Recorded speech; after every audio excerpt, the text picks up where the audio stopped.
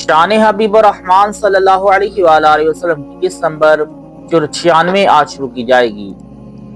اللہ تعالیٰ کا فرمان عالی شان ہے، وَوَجَدَكَ ضَالًّا فَهَدَىٰ، اور تم کو اپنی محبت نے خود رفتہ پایا تو اپنی طرف راہ دی۔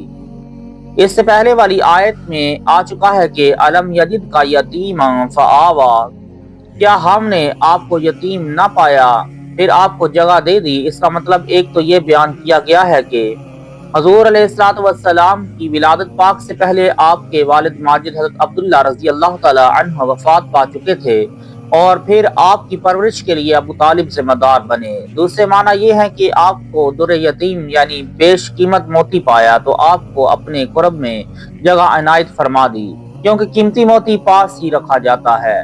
آپ فرمایا کہ آپ کو ضال پایا، اس کی بہت سی تفسیریں ہیں۔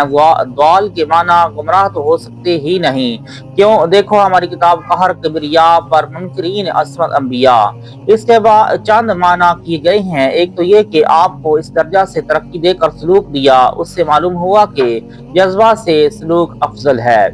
حضرت یوسف علیہ السلام کے بھائیوں سے جب حضرت یعقوب علیہ السلام نے فرمایا کہ مجھ کو یوسف علیہ السلام کی خوشبو آ رہی ہے تو انہوں نے عرض کیا، قالوا تاللہ انک لفی ضلالک القدیم، خدا کی قسم آپ تو اپنی اسی پرانی وارفتگی میں ہیں۔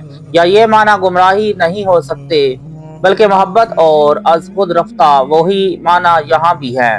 یا یہ معنی ہے کہ ایک وقت آپ اس قدر علمی کمالات سے موصوف نہ تھے، آپ کو ما کان و ما یکون کا علم دیا اور تمام نامعلوم باتیں آپ کو بتا دیں اور غیب کے اسرار آپ پر کھول دیے۔ تیسرے یہ کہ دال اس پانی کو کہتے ہیں کہ جو دودھ میں مل جائے، تو معنی یہ ہوئے کہ آپ کفار میں گھرے ہوئے تھے، آپ کو غالب کر دیا۔ چوتھے یہ کہ عربی زبان میں ضال اس درخت کو کہتے ہیں جو جنگل میں اکیلا اور نہایت ہی اونچا ہو، جس کو لوگ دور سے دیکھ کر راستہ معلوم کر لیں، تو معنی یہ ہوئے کہ ہم نے آپ کو ملک عرب میں بے مثل اور ان صفات میں اکیلا پایا تو آپ کی وجہ سے لوگوں کو ہدایت کر دی۔ ہدا کا مفعول قوم ہے۔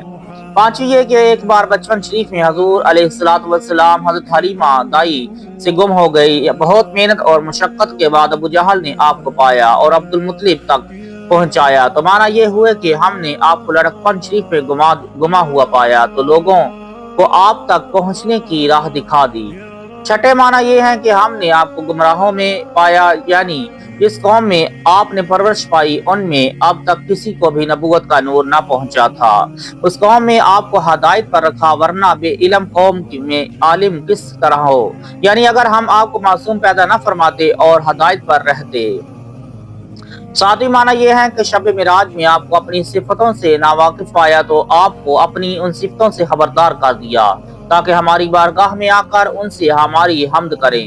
اور بھی بہت سے اس کے معنی ہو سکتے ہیں۔ مسئلہ: انبیاء کرام گمراہی اور کفر سے ہمیشہ معصوم ہوتے ہیں، جو کوئی ان کو نبوت سے پہلے یا نبوت کے بعد کسی آن میں کافر یا گمراہ بانے وہ خود بے دین ہے۔ حضرت آدم علیہ السلام نے پیدا ہوتے ہی کلمہ طیبہ ساق عرش پر لکھا ہوا پڑھ لیا۔ حضرت عیسیٰ علیہ السلام نے پیدا ہوتے ہی فرمایا کہ میں اللہ کا بندہ ہوں اور نبی اور صاحب کتاب ہوں، اپنی والدہ ماجدہ کی اطاعت کرنے والا اور نماز کا قائم رکھنے والا ہوں۔ حضرت ابراہیم علیہ السلام نے زبان کھولتے ہی اپنی والدہ اور چچا کو اور اپنی قوم کو توحید کا سبق پڑھایا۔ جب یہ حضرات لڑکپن شریف میں عارف باللہ ہوں تو کون سا وقت ان کی گمراہی کا ہو سکتا ہے؟ اسی طرح حضور علیہ السلام نے پیدا ہوتے ہی سجدہ فرمایا، اپنی امت کے لیے دعائے مغفرت فرمائی اور خبر دی کہ ہم دنیا میں ظاہر ہونے سے پہلے نبی تھے، تو پھر گمراہی کیسی؟ رب کریم نے فرمایا، ما ضل صاحبکم وما غوا، تمہارے محبوب کبھی گمراہ نہ ہوئے، اس لیے یہاں ضال کے وہ معنی کرنے ہوں گے جو ہم نے بیان کیے۔ غرض کے سورۃ ضحیٰ شریف پوری حضور انور صلی اللہ علیہ وآلہ وسلم کی نعت شریف ہے۔ اللہ تعالی ہم سب کو نبی کریم صلی اللہ علیہ وآلہ وسلم کا ادب و احترام کرنے کی توفیق عطا فرمائے، سیدھے راستے پر چلنے کی توفیق عطا فرمائے، آمین یا رب العالمین۔